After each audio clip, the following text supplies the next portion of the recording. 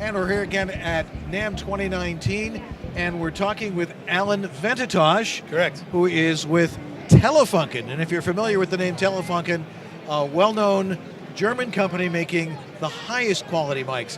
Tell us a little bit more about your company. All right, well, thank you for asking, Dan. As you said, the brand name is German. It started in 1903, but we're actually making our products here in Hartford, Connecticut. Oh, just out of Connecticut, right? American made. Yeah, so in terms of what's happening in the voiceover world, we have 3 levels of microphone that we produce.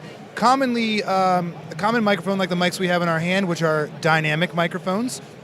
So we make a large diaphragm dynamic microphone called the M82. That's fantastic for voiceover and broadcast vocal, as well as kick drum.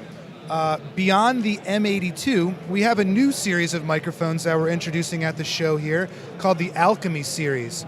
These all have vacuum tubes in them, so they're a little bit more professional in the sense that you just don't kind of plug them in and go. They require a power supply and a nice shock mount.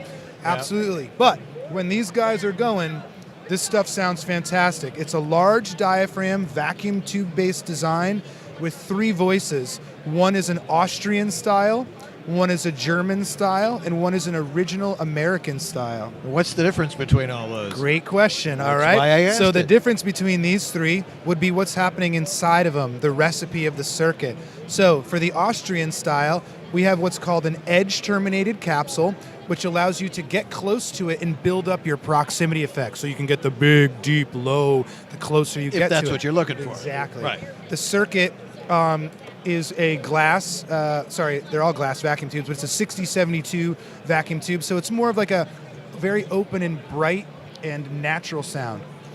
This circuit is a little bit more mid-range aggressive. The capsule is a center-terminated design, and it has a larger output transformer. So it saturates the sound differently, and it might be a little bit tubbier and a little bit punchier.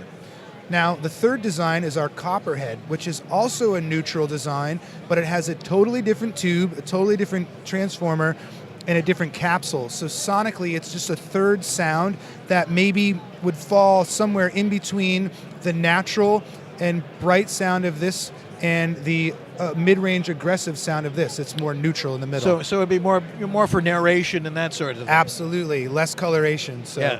And then to round things off, to sort of finish it, if you can see over here, the big boys over here. Yeah, those big guys. That's our Diamond series microphones. Let's go over and take a look at those. All right. So this is what Telefunken is really known for originally, when their production was making these in the 40s and the 50s.